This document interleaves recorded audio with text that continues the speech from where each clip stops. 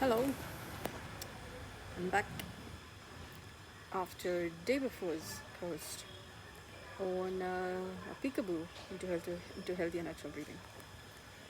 Today I thought we'll do a little bit of, um, it's not the benefit really, but a little bit into the practice of healthy and natural breathing, and one tiny little bit, one helping our body be like the heart.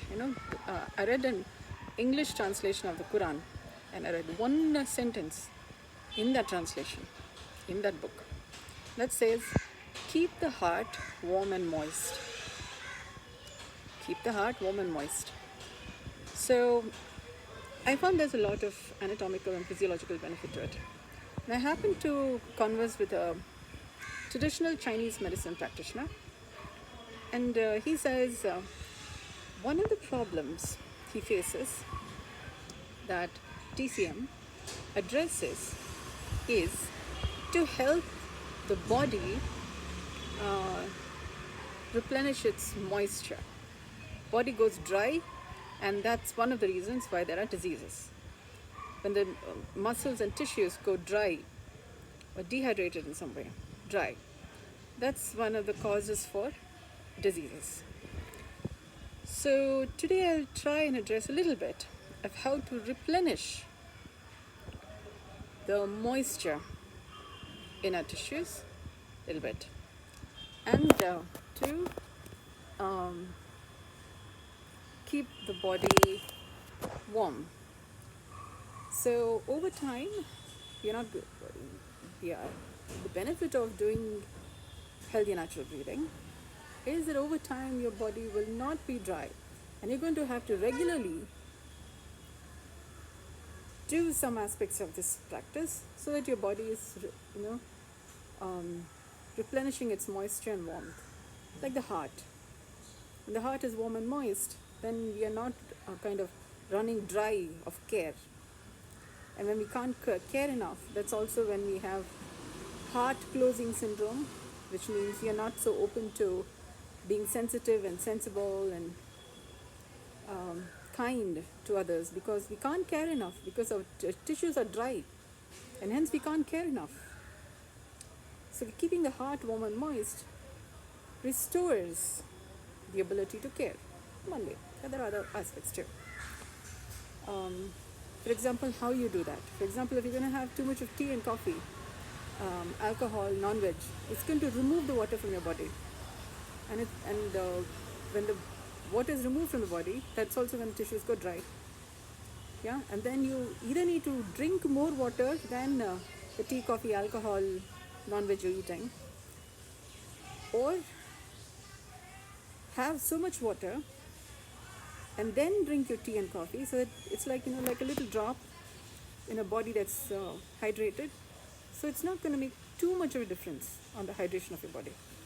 And then of course you have to continue doing healthy natural breathing,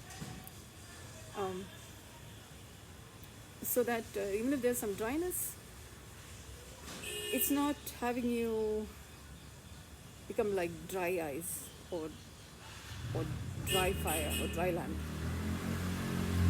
Dry, not good. So on that note, so I'm just going to talk about something easy that you can do. For example, notice, now listen to the practice, notice the warmth of your body, anywhere in your body. Notice, 1 minute.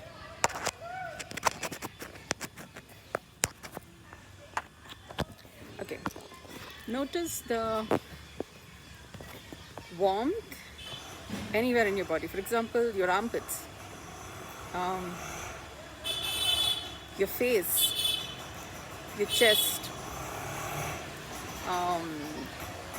places where your clothes are touching your body.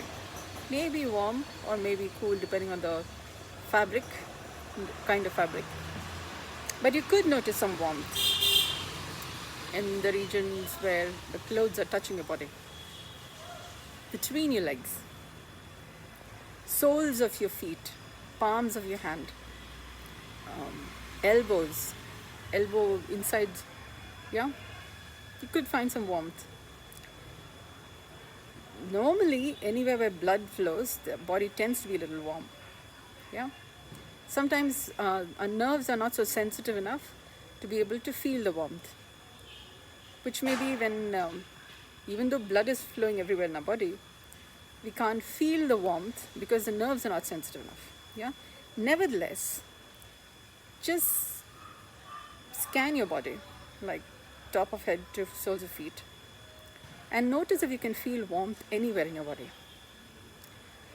And pay more attention, stay a longer while, noticing warmth in those areas. Any time of the day, you can do this any time of the day. Over time, you get used to noticing warmth even in those places in your body where you can't naturally feel it. Yeah, because your nerves become more sensitive.